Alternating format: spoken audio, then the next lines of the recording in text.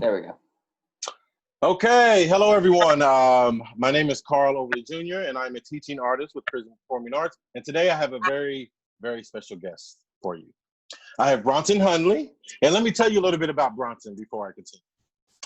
Bronson is an alumni of PPAs programming at Hogan Street Regional Youth Detention Center, where he took classes in theater and guitar, and also starred as my favorite role, the Christmas tree in The Grinch Who Stole Christmas. And he recently performed in an online production of Me and Richard III with PPA for St. Louis Shakespeare Festival's Shake 20. Hello, Bronson. How are you doing today? Doing just fine. That's good. It's good to see you. I have to first start out. The last time I saw you was actually in the Richard III production with PPA really? Okay. online. And I was watching it on Facebook and I was like, Bronson! It's Bronson. In the comments, I was like, it's Bronson. So we'll actually kind of start out with that. Like, what was that experience like for you? Yeah, well, it was kind of a first for me. Like, I've done a few things where I've been on stage and kind of performed in that manner, but I've never done like the Zoom thing. I'm sure that's been new to a lot of people as of now. So it was just different overall. Plus, I've never done a recording with a script or anything like that. I think the most recent thing other than that I've done as far as recording and on stage is my guitar performances and everything else. So it was fun to switch it up, and it was around a lot of good people, and I had a good time. So. Yeah, that's good. It was really good. And speaking of your guitar, I had a chance to see you do an open mic, and I'm trying to think if that was this year, because since everything's going on, everything's kind of running into each other. But I had a chance to see you perform with Michael Amoroso, and you were really good. And I was like, Bronson got some skills. And you started doing that. How long have you been playing guitar? Well, it's kind of a funny story. Well, not really funny, but one of the dramatic comedies.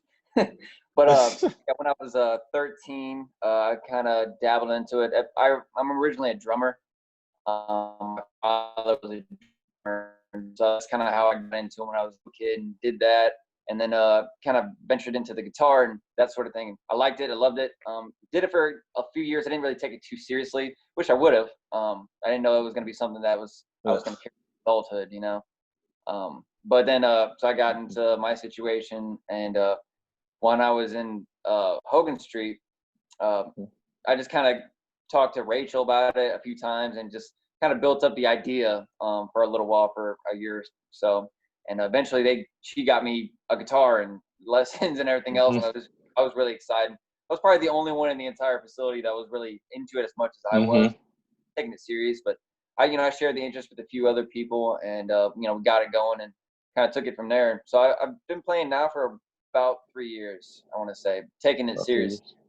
Yeah, that's good. And when you and who were your teachers, or who were your teachers like at Hogan when you were learning the guitar? So Rachel was actually the OG the guitar teaching. So of course she's got a million and one jobs, so I find too much pressure coming from her end, which is, I just appreciate her getting it for me. And so we kind of did it together, and it was fun. And then she found another guy named Jason. He kind of helped me out for a little while, got me into really the blues thing. He really got me into, and that's what I do now. Even that's kind of like what I started with as far as taking it serious. And then it ventured into Michael. He, kind of took over, and I've been ever since. So yeah, that's kind of like going from like one person to the next, just kind of like upgrading and well, not as far as people, but as far as getting the experience from people and just getting the networking going down. Yeah, and you had said that you had done some theater before. What was like one of your first memories of maybe your first show you've ever done or experience on stage? Yeah, so I guess every millennial has that story about when they were in choir as a kid. They did like full performance concerts and all that. Yeah. Christmas, and they had like the reindeer. Like, so yeah, of course that was going on. And I loved it. I thought it was fun when I was a kid. But when I went to high school, I didn't really delve into it. I think really the first one I can remember doing is with Rachel, and she was just got us all involved in that. She did a great job and got me into that sort of thing, which I figured out that I loved it. You know, she brought theater around. So it's kind of, that's where the idea of like something that it's something that I enjoy, basically. And you know, something we have in common is we both played Christmas trees. In different kind of shows. You were the Christmas tree in The Grinch, and I was Christmas tree in 39 Steps. I have to ask you, because when I was the Christmas tree in 39 Steps, I was literally on stage for maybe 2 seconds at the very end of the show. But when you were the Christmas tree, you were like out there for, you know, at least 5 or 10 minutes. I had lines, man. You had lines and everything. So what was that like, especially, you know, being at Hogan Street and like, oh, I'm about to put this Christmas, like, what was that like for you, and what made you say yes? Honestly, you know, a lot of people, when you want to be in a Christmas show, you know, you think you want to be Santa, or you want to be an elf, or you want to be reindeer, you know, something, you know, boring like that. But nobody thinks about the Christmas tree.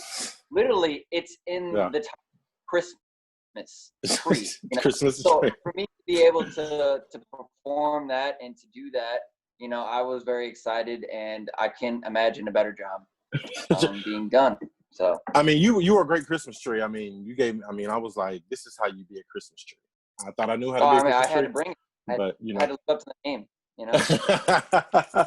So Bronson, I'm curious, like, when you were at Hogan Street and, you know, Miss Rachel would come in. I keep calling her Miss Rachel. When Rachel would come in, you know, with other artists and theater artists, what kind of like impact did that have on you?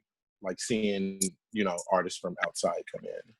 Yeah, well, like I said earlier, it just really opened my eyes or my mind to the practice of, or the practice of art. You know, like the real. I didn't really expect to like theater the way I did. I didn't think that. It's not that I never liked it. I just never had any experience in it. You know, and being able to have that opportunity to experience art in that form, I mean, it, like I said, it opened my eyes to a whole nother world that I didn't even know anything about, you know? How important do you think, you know, PPA and bringing in programs like that, how important do you think that is for that to continue to keep happening? If it stopped, I would like protest. That would be my protest. I mean, it literally, she's the reason, you know, I am doing what I am doing now as far as performing and doing music and all that. I mean, it's literally changed my entire life. You know, I honestly, I've learned a lot of things while I was in Hogan Street, while I did my time.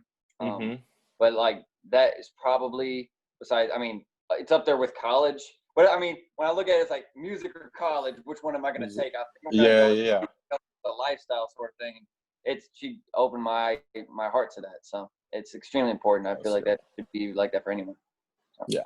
And so before we got on, you were talking about, you know, I was curious, like, once, you know, all of this craziness that's going on right now, once that's over and we kind of on the other side of it, what are your goals? Like, what do you see yourself doing maybe 5 years from now? Well, my end goal and dream is just to be a full-time working musician. And I don't even want to say working musician, because it's just, you know, it's the life factor. But of course, we all have to pay our bills. I want a decent car. I don't want a beater my whole life. You know, so my goal is to figure out a way to live comfortably and enjoy what makes me happy, and that's music. You know, and that's what I'm doing now. As far as, like I said, I was going to different gigs and stuff around the city and downtown. Even now, like, things are starting to open back up, so I'm trying to make contacts. I'm trying to do all that sort of thing and network as much as I can. And I already have, like I said, I have a few different people that I've taken numbers and names from now, and we'll see there. But 5 years from now, that's what I want to be doing. I want to be making art. You know, making art full time. That's good. Yeah, like, you know, like networking is, I mean, you're already, you know, networking is a lot of times sometimes something that you have to teach people, but it sounds like that you're already on that track of, you know, networking, because, you know, in the arts, no matter what kind of art it is, you know, networking is very important to meet the person so you can find your next gig. Yeah. I mean, it's just talking to people, you know. So right now. So So you said you want to like music. Are you a singer? I don't know if I ever asked you this. Are you a singer? I'm a shower singer. A shower? Yeah, I haven't had much courage. I went on to the Del Mar Loop one time. It was the first time I ever Yeah. bust. It was with an individual who was just out there with his little guitar, and he just convinced me to just go ahead, man, let it out. And I'm like, okay. So I did it, and it was kind of cool. I made like $30 in like an hour. So Oh, nice. Hey, that's nice. good. Hey, that's something. Yeah, $30 an hour. I mean, that's good. All you got to do is figure out a way to It do it was like his money. 8 hours a day. I mean, I was thinking of it. Yeah. Well, the reason why I asked you that is because are you interested in doing more theater, more acting, or are you just kind of focused on the guitar? I mean, my heart and soul with that, but I mean, it's more in general. Just and like with the acting thing that I did as far as the Shakespeare play, like I enjoyed that. I thought it was great. Yeah. And I kind of had trouble. Like I think it was like the second rehearsal. I had a little bit of trouble, but it was, I realized what you go through something, you get beat up a little bit, you come out a little stronger, and I feel like I did that in the final. So absolutely. But yeah, I mean, I would totally be okay with that. I mean, it's like I said, it opened my eyes to things that I did. That's good. That's good. And what was it like? What was it like working with Miss Rachel, like in a show, like in a play? What was that experience like? It was a bit surreal, I have to say, because I mean, I've seen her in her own performances live and in person, and also in on video recordings and stuff where she's done professionally. So to be in a play with her, actually performing like alongside in Zoom, it was pretty cool. I never thought that would happen, and it did. So yeah, I'm glad for it. And you did a great job.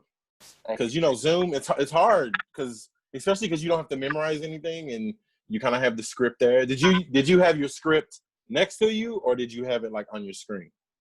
I had it in paper, so it was like right here. So I was like trying to keep eye contact and do that. So but yeah, it was interesting. That's great. So how have you been like, ever since the pandemic and everything's going on? How have you still been, practicing your guitar, maybe watching different things to kind of give you inspiration for maybe what you want to do, once everything's lifted? Absolutely. So when I began playing the guitar, and really got into it, I did like I said, the bass was the blues. I've been doing that for a few years now, and just kind of like getting that down. Not really intentionally, like thinking like, oh, that's what I got to do. But it's just that's where my heart was at the time, and now I'm starting to advance to a deeper level of musicianship. So I'm kind of like getting at like jazz and like that sort of thing. Cause I want to say I'm more melody driven and lead driven. Okay. So rhythm, I love the rhythm guitar and rhythm performance in general. But like I said, I'm more melody and like lead, and jazz is like, it's really opening its eyes to me. So that's kind of what I can show you. Like I have like a little rig back here. And, okay. You want to show me? You want to show me? You want to? I will show you. Absolutely. Going on a trip here. Okay. We're going on a trip with Bronson. Yeah. Excuse me for not being completely prepared. These interviews, they just, these kind of go with the flow. Yeah, for sure. Let's see if I can flashlight it, because I obviously my lights aren't working right now. Okay, here we go. This is Zoom. Yeah, This is Zoom. Okay. Can you see? I can see. Yeah. Wait a minute. I can't see now.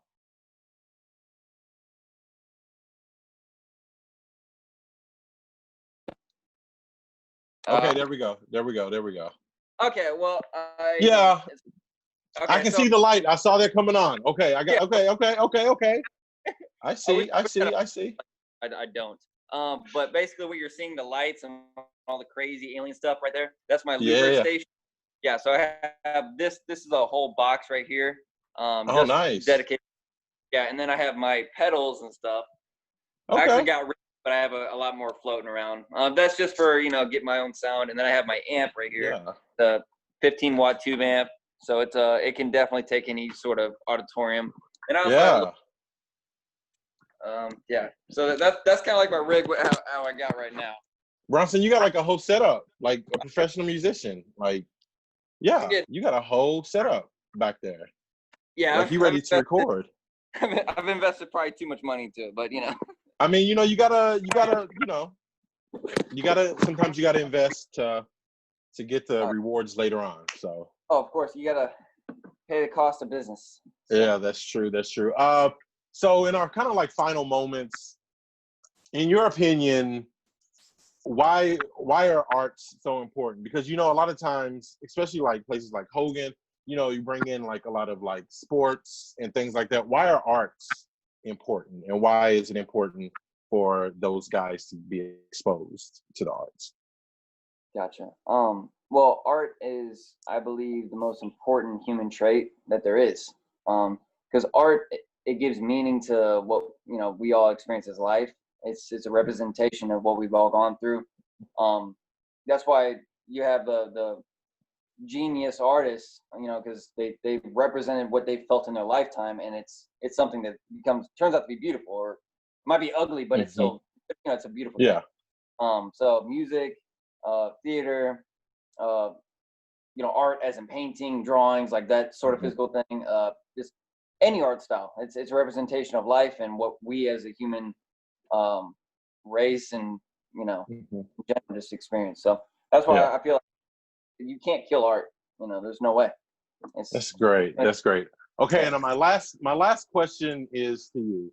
If you could work with any musician and do like a collaboration with any musician, alive or dead, who would that be and why? Well, I would only want to be good enough to be by their side. But I feel like that's an extremely good question. And the good ones are hard to answer. Good ones are hard to answer, yeah. Yeah, they are. I feel like from what I've read of Stevie Ray Vaughan, I mean, he was one of the greatest blues guitarists there ever was. And just to be able to like just be by their side and just do something, that would be like his side, like that would be amazing, it'd be unbelievable, you know. Just to be able to like say like, oh yeah, I was up there. You know, couldn't really compete with him, but you know, hey, we all did our thing, you know. I mean, you know, everyone starts somewhere. Everyone starts somewhere. Definitely, everyone starts somewhere. Well, Bronson, I appreciate it. I appreciate this interview. When Rachel asked me if I would like to interview you, I was like, yeah, I want to interview Bronson. And nobody else is going to interview Bronson but me. Because I remember when I first met you, and I was like, this kid, he's got something. And it's so good to see that you're following your passion, following your dream. And, you know, stay safe out there. And once things open back up, if you get a gig, let me know. Because, you know, I will be there most definitely. Absolutely. I'll see you. All right, Bronson. Okay, that's it.